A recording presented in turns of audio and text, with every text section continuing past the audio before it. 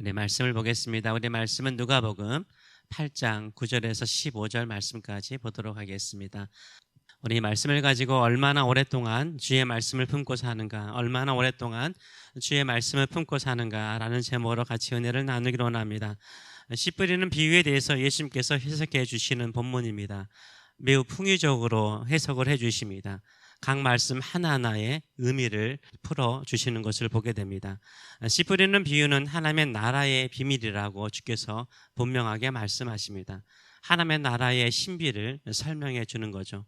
10절의 말씀을 보게 되면 이르시되 하나님 나라의 비밀을 아는 것이 너희에게는 허락되었으나 다른 사람에게는 비유로 하나니 이는 그들로 보아도 보지 못하고 들어도 깨닫지 못하게 하려 함이라 라고 말씀하고 있습니다.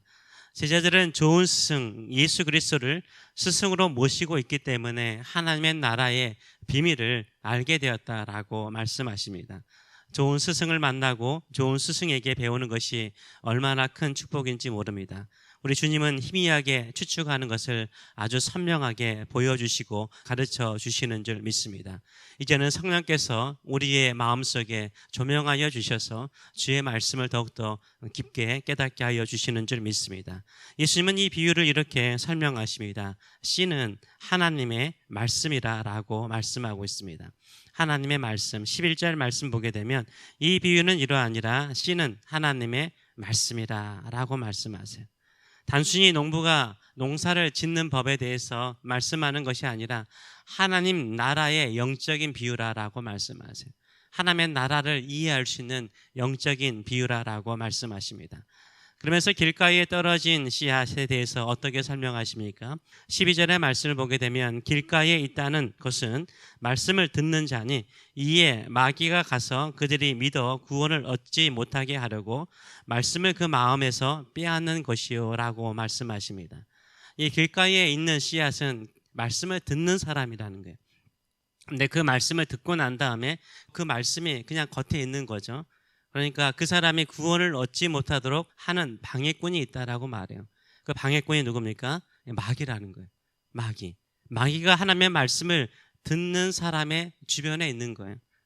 어떻게든지 구원을 받지 못하도록 어떻게 합니까? 유혹하는 것도 있지만요, 받은 말씀을 빼앗아 가버립니다. 그 말씀을 빼앗아 가는 것도요, 이거 마귀가 하는 일이에요. 예수님은 그렇게 설명을 하고 계세요. 그 사람이 그 말씀을 품고 구원을 받지 못하도록 마귀가 그 말씀을 빼앗아 간다라고 주님께서 설명하십니다. 그래서 우리가 말씀을 들을 때는요, 우리 마음속에 그 말씀이 열매를 맺지 못하도록 미리 그 말씀을 빼앗아 가는 마귀가 있는 거예요.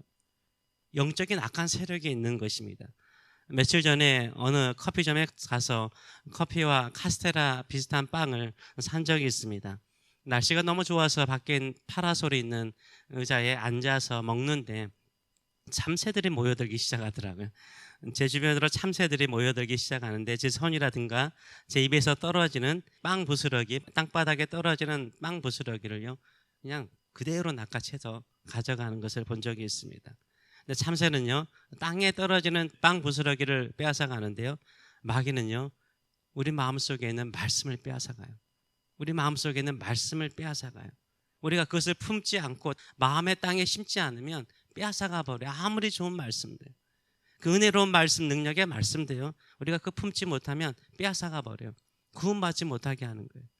이 구원이 다양한 영적인 구원일 수도 있지만요, 우리가 그 말씀을 통해서 고난이나 어려움이나 힘든 것에서 벗어날 수 있는 구원도 있잖아요. 그렇지 못하게 마귀는 막아버립니다. 우리 마음속에 하나님의 말씀을 깊이 품는 저와 여러분 되시길 축원합니다. 길과 같은 굳은 마음은요, 결국 생명의 말씀이 열매를 맺지 못하게 하는 것입니다. 둘째로는 바위 위에 떨어지는 씨앗을 예수님은 어떻게 설명을 하십니까? 13절의 말씀을 보게 되면 바위 위에 있다는 것은 말씀을 들을 때 기쁨으로 받으나 뿌리가 없어 잠깐 믿다가 시련을 당할 때 비발하는 것이라 라고 말하고 있습니다. 처음에는 말씀을 기쁨으로 받아들입니다. 그러나 뿌리가 없는 거예요. 뿌리가 없어서 잠깐 믿는다라고 말해요. 안 믿는 게 아니라 잠깐 믿는 거예요. 그러나 시련을 당하면 예수님을 배반하고 떠나간다라고 말합니다. 처음에는 감격을 가지고 열심히 신앙생활하지만요, 경제적인 어려움이라든지 질병이라든지 사람들의 말에 심을 받으면 교회를 떠나거나 주님을 심지어 배반하고 떠나가는 사람이 있곤 합니다. 이런 사람은 바위와 같은 마음을 가진 사람이라고 설명하십니다. 셋째로는 가시떨기 속에 있는 씨앗을 예수님은 어떻게 설명을 하십니까? 14절의 말씀을 보게 되면 가시떨기에 떨어졌다는 것은 말씀을 들은 자이나 지내는 중, 시간이 지나간다는 지내는 중 이생의 염려와 재물과 향락의 기운에 막혀 온전히 결실하지 못하는 자라라고 설명을 하십니다. 가시떨기에 떨어진 씨앗과 같은 사람은 하나님의 말씀을 어느 정도 오랫동안 간직하고 있지만 열매를 거의 맺을 뻔하는데 온전한 열매를 맺지 못해요. 그 말씀에 열매를 온전하게 완전하게 100배의 수확을 얻을 정도로 토실토실한 열매를 얻지 못한다라고 말하고 있어요. 왜 그렇습니까? 가시떨기 나무에 그 영양분을 빼앗기기 때문인 거죠. 그 영적인 영양분을 빼앗기기 때문에 하나님의 말씀에 열매를 온전하게 맺지 못하게 됩니다. 그 열매를 맺는 일에 집중하지 못해요. 그 집중하지 못하는 그 세 가지 이유를 말하고 있잖아요. 이생의 염려, 세상 걱정하는 거예요. 이거 저거 다 걱정하는 거. 이게 이생의 염려잖아요. 재물의 유혹, 돈 걱정, 더 많이 벌고 더 누리고 싶은 거, 세상의 즐거움. 그래도 이 땅에 사는데 이 땅에 낙이 없으면 안 되지 하고 세상의 즐거움을 추구하다가요, 결국 영적으로 하나님이 주시는 그 말씀 품고 살면 더 부유해지는 인생을 사는데, 더 영적으로 부유해지는 인생을 사는데 거기까지 가지 못해서요, 결국 열매를 맺을 것처럼 보이는데 못 맺는 거예요. 온전한 열매를 맺지 못한다라고 말씀하고 있습니다. 그러나 열매를 맺는 사람이 있는 거죠. 그것도 100배의 열매를 맺는 좋은 땅이 있습니다. 좋은 땅에 대해서 15절은 이렇게 설명을 합니다.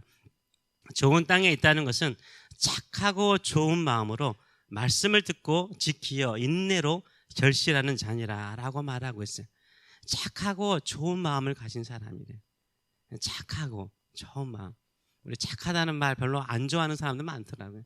자녀가 참 착해 보이네요. 옛날에는 참 좋은 말인데 지금은 약해 보인다라고 해석하는 경우가 참 많아요. 착하고 좋은 마음을 가진 사람, 이게 좋은 거예요. 착하고 좋은 마음을 가진 사람은 하나님의 말씀을 듣고 지킨다는 거예요. 그 말씀을 끝까지 지킨다는 거예요. 그 말씀이 열매를 얻을 때까지. 뭘로써 그 결실을 얻죠? 인내요. 인내로 결실을 얻는 거예요. 풍성한 열매, 기도의 열매도 마찬가지지만 말씀의 열매, 그 말씀을 지키어서 그 말씀의 능력에 열매를 맺는 것은요, 인내가 필요한 거예요. 인내는요, 걸음이에요. 걸음이라고 생각해요. 걸음. 최고의 걸음은요, 인내예요. 기다림이에요. 끝까지 기다리는 거예요. 믿음의 사람은 하나님의 말씀이 생명력이 있고 우리의 삶을 변화시켜서 나의 삶에 풍성한 열매를 맺도록 믿는 거예요. 그래서 그 말씀을 끝까지 품는 거예요. 열매를 맺을 때까지.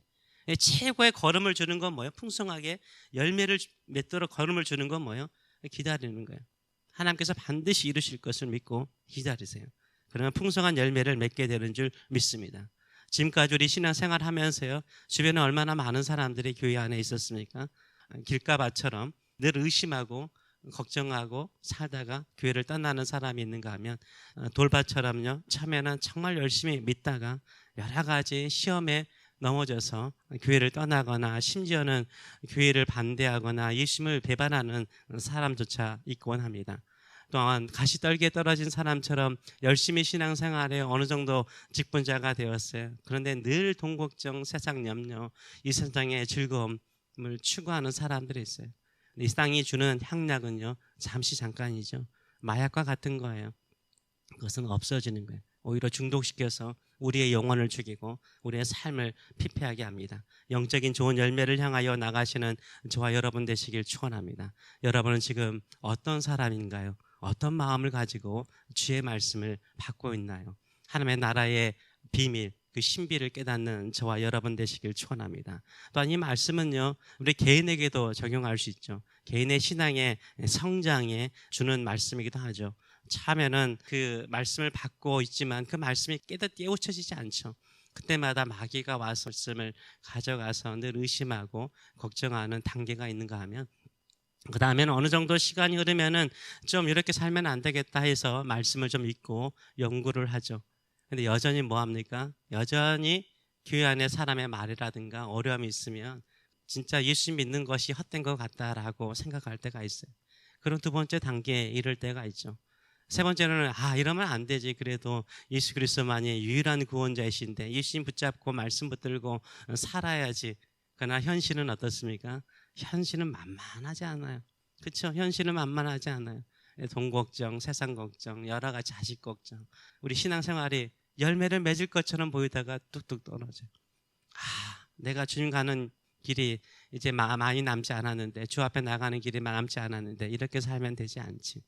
그때부터 인내하는 거죠. 그때부터 말씀 붙들고 사는 거죠. 주께서 하신 말씀 반드시 이루어질 것 믿습니다. 내가 죽을 때까지 주의 말씀 붙들고 기도하고 그 말씀을 내 삶에 실천하며 살겠습니다. 살아가시는 저와 여러분 되시길 축원합니다.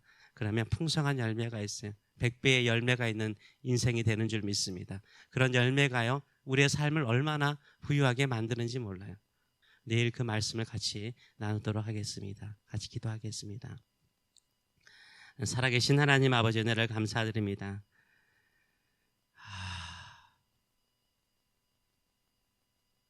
우리가 착하고 좋은 마음을 가져야 되는데 늘 주의 말씀을 향하여서는 열린 마음을 가지고 살아야 되는데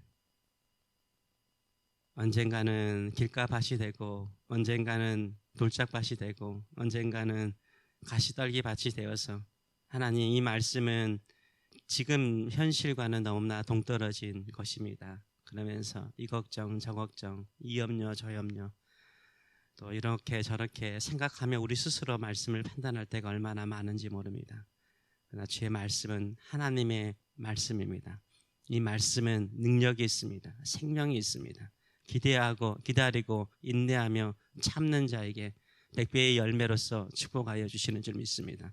그 열매 맺을 때까지 그 말씀 품고 살아가는 저들의 심령들 될 수 있도록, 그 말씀 마귀에게 빼앗기고 사는 우리가 아니라 그 말씀을 지키고 그 말씀을 행하여서 그 열매를 보는 우리의 삶들 될 수 있도록 축복하여 주시옵소서. 감사드리며 예수님의 이름으로 기도합나이다. 아멘.